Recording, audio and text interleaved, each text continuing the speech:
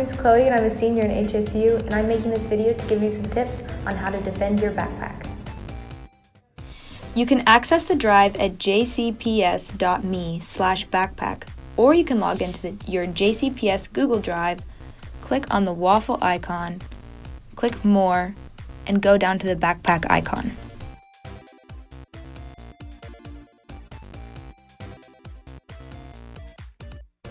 So what goes into your backpack? You will use this interface to place artifacts in your digital backpack that represent 5 different success skills: effective communicator, emerging innovator, productive collaborator, prepared and resilient learner, and globally and culturally competent citizen. Let me explain what all those terms mean.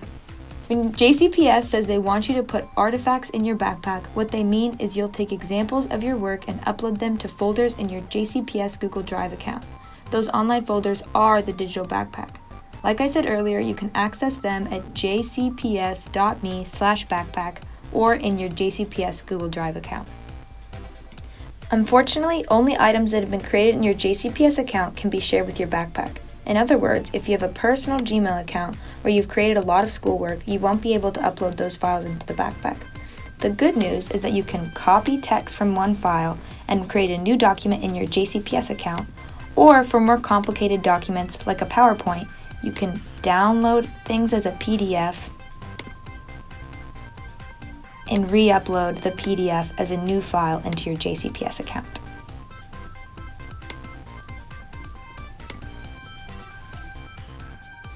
You can also upload videos, photos, or audio files into your backpack. If you're a VA student, you can take pictures of your artwork and upload those to your JCPS Google account for the backpack. If you're a YPass student, you can upload an audio recording of a recent performance. If you're an MSD student, you can upload a video of your science fair project. The backpack is not limited to text-only documents. In the success scale of prepared and resilient learner, they want to see that you have knowledge of appropriate skills and state standards, and that you can apply that knowledge in real-world contexts. They want evidence that you can set goals and stick to them, including your plans for after high school. Here you could put a college admissions essay in your backpack if you have one. Next is effective communicator. An effective communicator knows how to communicate ideas clearly and appropriately with a variety of audiences using writing conventions, communication formats, and specialized vocabulary as needed. So clearly any high-level writing you did for any of your classes will count for this one. Presentations would count too, even videos. Next is emerging innovator. Emerging innovator is someone who asks questions, displays curiosity, creates new things, improves old things, takes risks, and learns from their mistakes. Obviously, science projects are part of success skills. Students who come up with new recipes, works of art, clothing designs, or magazines cover will have plenty to put here. Next is globally and culturally competent citizen. They want to know if you're engaged with the world around you in meaningful ways. Anything you've done in school that celebrates other cultures or explores social issues would be good for this section. Finally, there's productive collaborator. Productive collaborator just means that you do well with group work. You can give and receive feedback, you're an active listener, and you respect people's differences. We do group work all the time, so your best example of group work would be a good thing to put in here. There's a 6th part called school signature.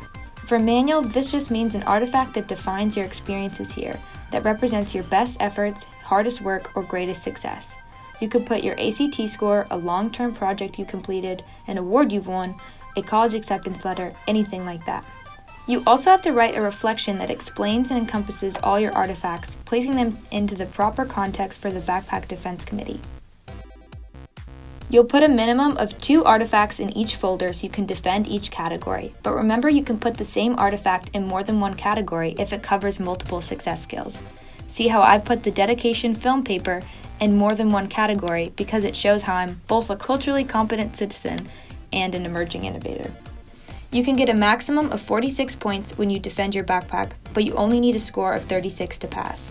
You can defend multiple times if you don't pass the first time. It's a graduation requirement, so you will defend until you're successful. So now I'm going to show you a little bit of what my actual backpack defense was like back in September. So majority of the time your defense is going to take place in the MAC, and you're going to have one school administrator and one teacher just there to help you along the process and to help judge your backpack.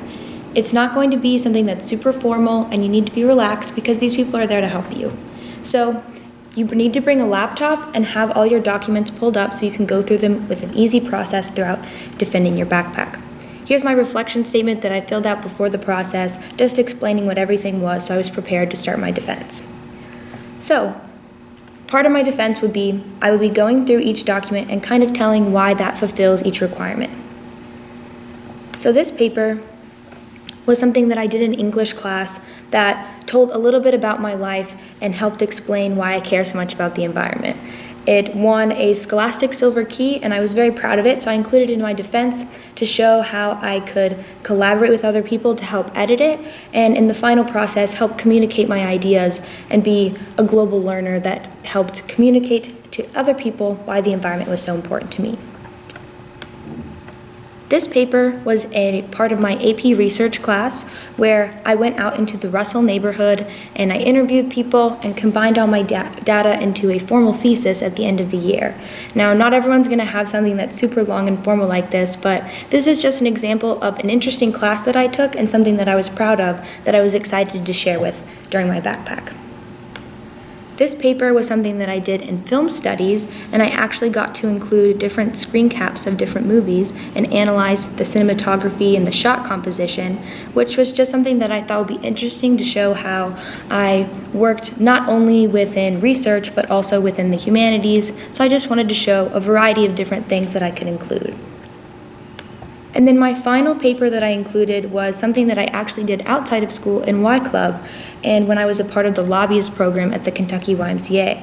So not everything that you include has to be something that was necessarily within school hours, because this was a speech I did at a conference. So if you're part of after school activities, or if you're part of a JNC publication staff, or your MSc science paper, all those things would be great to include so you can explore things that you've done outside the classroom that still cover the backpack requirements.